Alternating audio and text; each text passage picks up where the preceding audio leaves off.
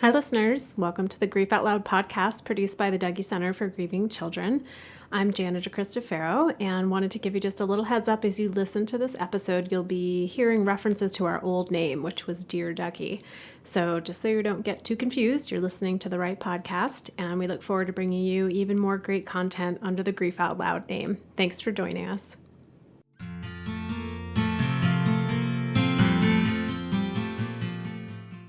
Hello, everyone, and welcome to the Dear Dougie podcast, produced by the Dougie Center for Grieving Children. I'm Jana DeCristofaro, and thank you for tuning in today. This podcast is meant to open up the often avoided conversation about grief. While we all experience loss during our lives, when it occurs, most of us don't know what to do, how to feel, or how to talk about it.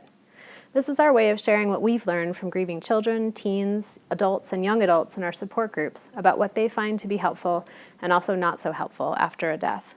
So whether you're grieving a loss or wanting to support someone who is, we're here to explore and talk about what matters to you. So in looking back over our catalog of episodes, we realized that every single guest so far identifies as female. And while each person's story and perspective is unique, we also want to ensure that we are hearing from a more diverse group of people who are grieving a death. So with that in mind, I'm super grateful today for our guest, Mike. Welcome, Mike. Thank you. Thank you for having me. Mike's a current participant in our group for young adults. And he came to the Dougie Center just over a year and a half ago after his dad died. So, Mike, I remember a couple groups ago, might have even been last group, you mentioned feeling really at a loss for words and almost frustrated when people come up to you and say, "Tell me about your dad. What kind of guy was he?"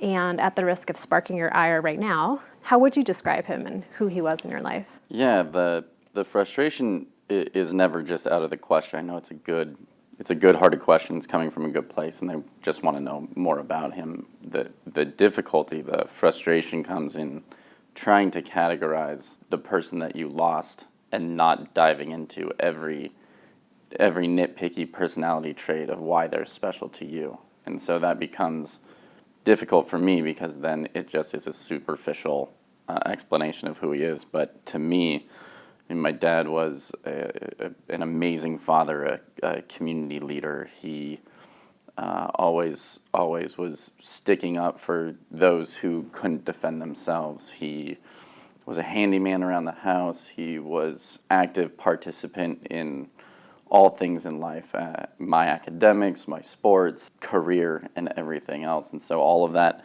just bleeds together into what everybody now tells me as I am my father. And so I am the reflection of him, possibly even more so now that he's passed. I've possibly taken on even more traits of his.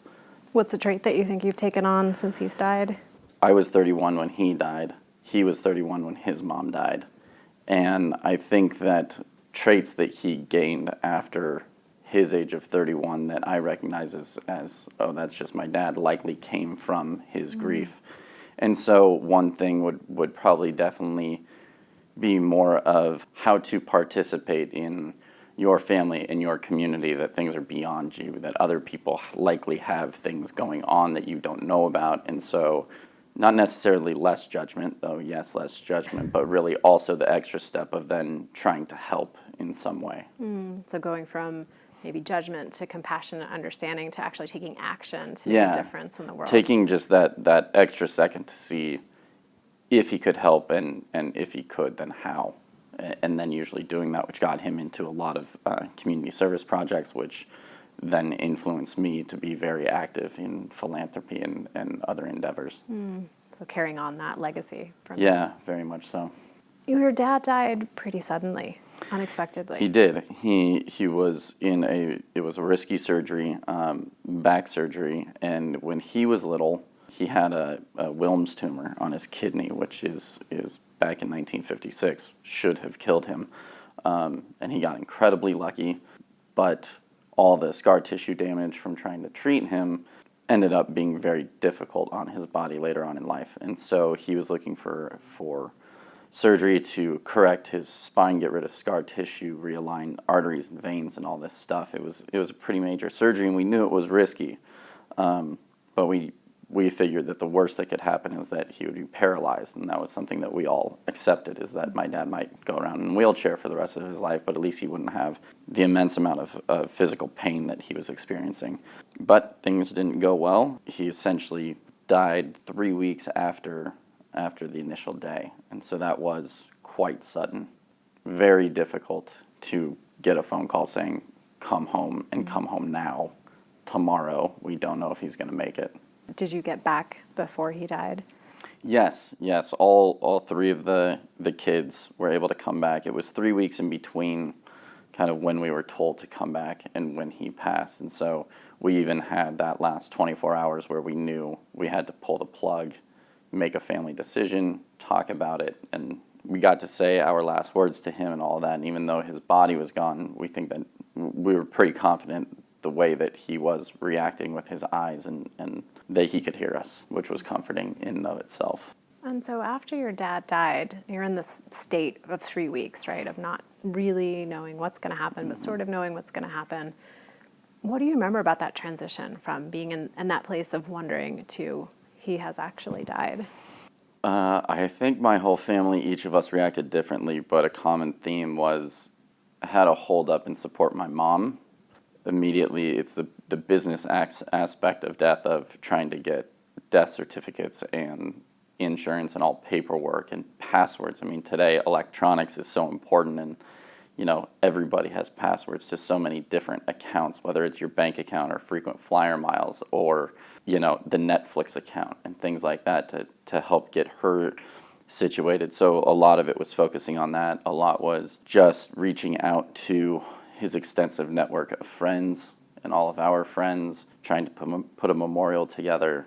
It's all the business and the logistics of what you do right after. Yeah, and then there were definitely family moments each night when we would raise a glass of wine or maybe three to him and to talk through it a little. And I think what we found helpful was to share a couple stories about him before all of us, just really couldn't anymore.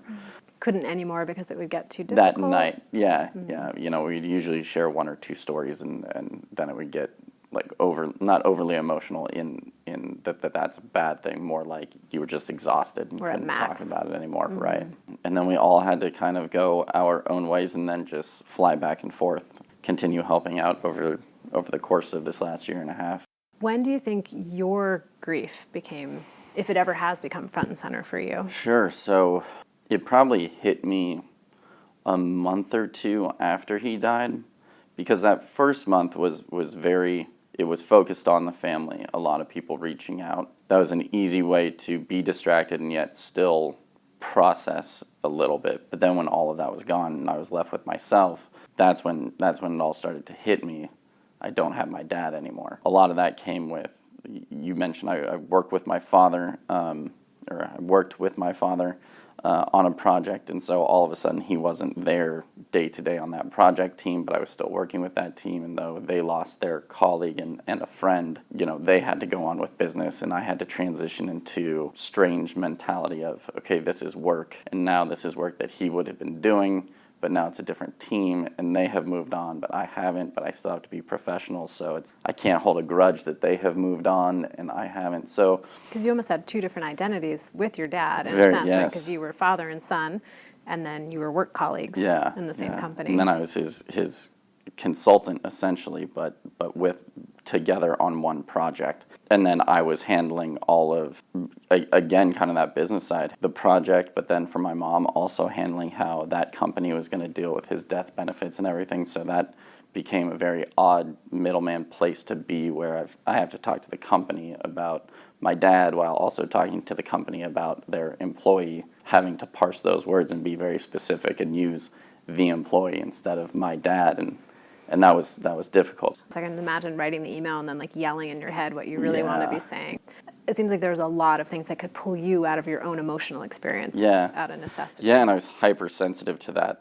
I would want to yell, get this stuff processed, this was my dad, and then remembering at the end of the day, this is the client that also pays me, so I have to be very diplomatic with my words, and so that was difficult. And then it wasn't immediately grief.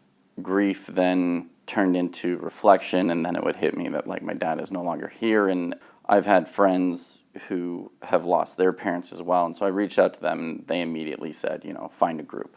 Not because a group is mandatory to process your feelings, but rather, especially for me, having a life my life is very busy. I run my own company, but every 2 weeks for a couple of hours, I get to stop and actually think about my dad, remember him, remember his voice, share stories, and reflect on what I'm feeling. So for you, it was almost like this necessity to schedule time. Yes, though it sounds so scientific of scheduling time so I can think about it. If I didn't schedule that time, I think I would have more frequent random breakdowns at random moments, and I don't know if they would be as controlled or if my reflection of those moments would be as powerful. We hear that a lot in group of people. It kind of comes out sideways, and then people look at their calendar and they're like, oh, I haven't gone to group for a month. Yeah, Maybe I need to go back. Not absolutely. that group fixes everything. We Right. want to be clear about that. But. Well, right, but I mean, it's also listening to the others in group share their emotions and what they're going through that allows me to also reflect on what I'm going through and not feel alone. I don't talk about my emotions a lot. By hearing others talk about it and realizing that I have something though it's dark, it's in common, it's unique, and there's almost a fraternity and sorority of grief where you can kind of rely on one another because you've gone through the trenches and like if your best friend hasn't lost somebody, you're still best friends, but they don't get that side of you. And I think that's what group brings for me. This gathering of people who wouldn't necessarily know each other outside of group, and then they come together and share this really unique and unfortunate, heartbreaking connection. Sure, and the different ways that it has impacted them. Hearing the stories of others and what they go through, I think to myself, like, oh, mine could manifest in so many different ways. And if I didn't know that other people went through like this random thing or that random thing, if it happened to me, I don't know if I would be able to process that correctly and how that would then affect my grief going forward. You'll get caught off guard still, but you won't be as caught off guard by being caught off guard. Yeah, and that whether or not that person is in front of you to immediately relate face-to-face with them and say, oh, hey, I finally realized that I went through that too. If you're not in front of them, you can still have that fake conversation in your head of what they would say, what you would say, and it almost is therapeutic in that way. It's like you take the group with you. Yes, as you're going very through often. things. Very often. Long car rides for sure. Mm-hmm. In the last 2 years, you've had a number of life changes. Yes. So in addition to working with my dad and having that go very well, I've also bought a house, gotten married, and now I'm expecting a child.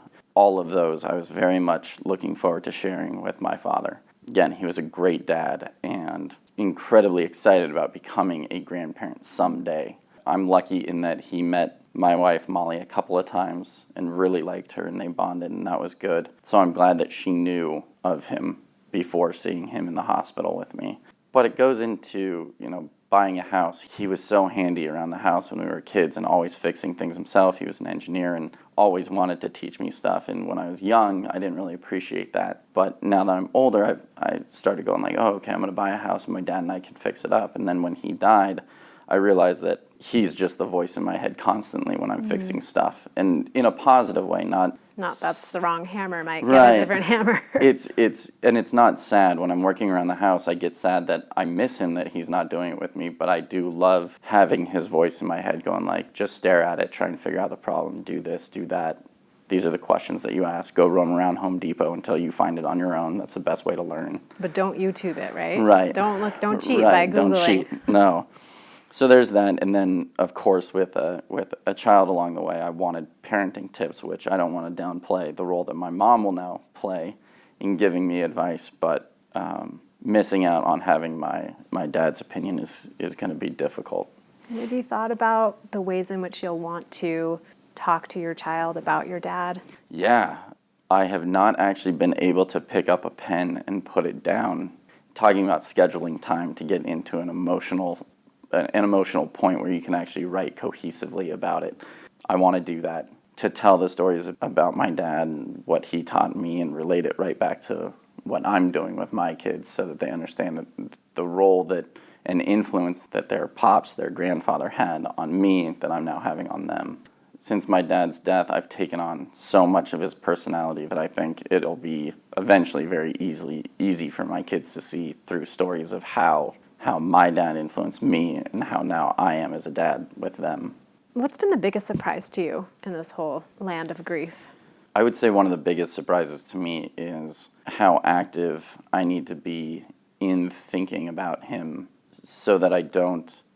It's the fear of losing his voice in my head, or the fear of remembering what he looks like. I'll go however many days without thinking of him because I'm just busy. And then it'll strike me like, oh, I need to think for a half an hour right now of what his voice sounds like, what he looked like, certain stories. My brain, the months after his death, locked on very particular stories. I'm not exactly sure why they locked on those stories, but now I'm trying to access the different parts of my brain that has other memories. I thought that that would be easier, and it's not. Unlocking that, I don't know if I put up walls to those stories or simply my brain goes in so many different pathways that I can't focus on one. That's something I thought would be easy and is not. And you're having to really structure that. Yeah. The trying to remember particular stories. Yeah, trying to think of keywords or smells, tastes, everything like that that sticks with you, and then relating it back to that story, or what year did that happen and how old was I. And did you imagine that in grief you would just be so inundated with those stories that yes. It wouldn't be challenging to remember? Yeah, I thought daily I would be inundated by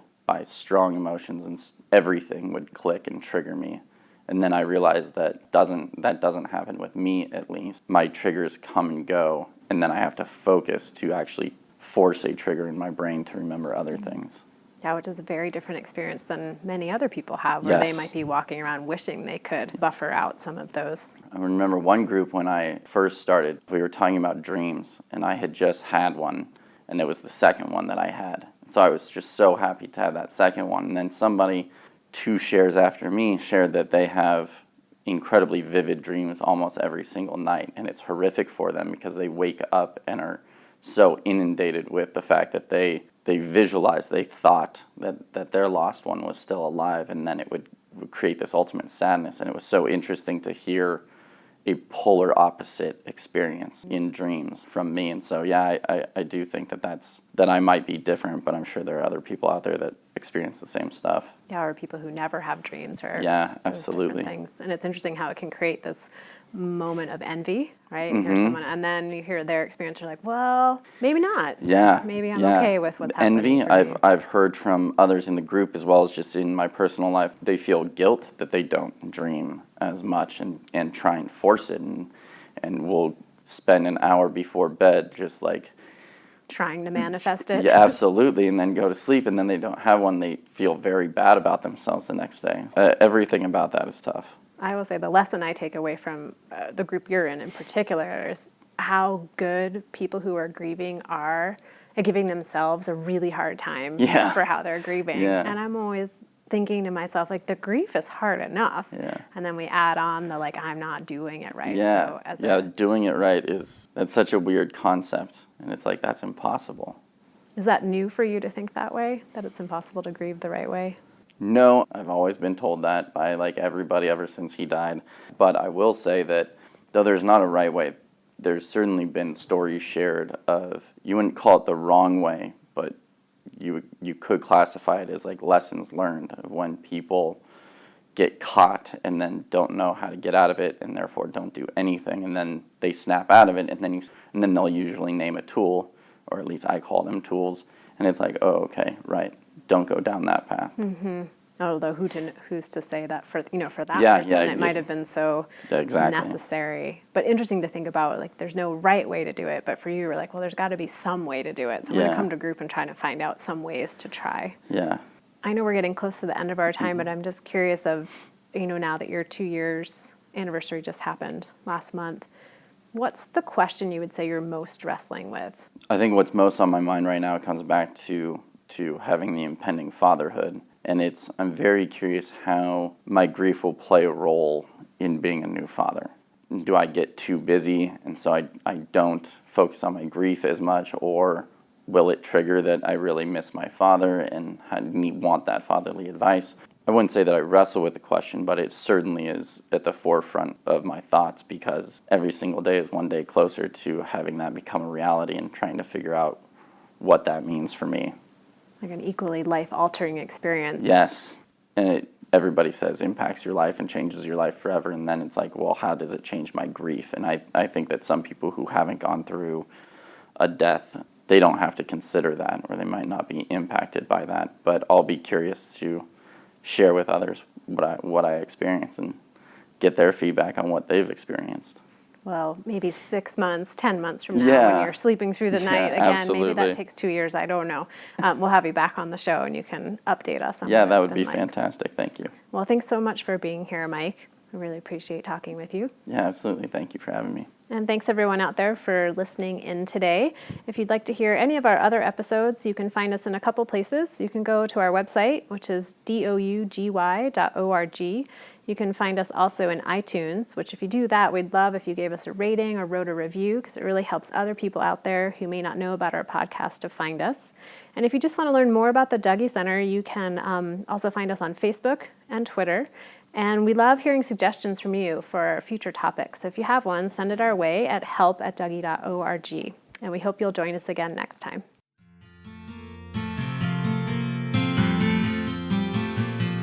Thanks for listening.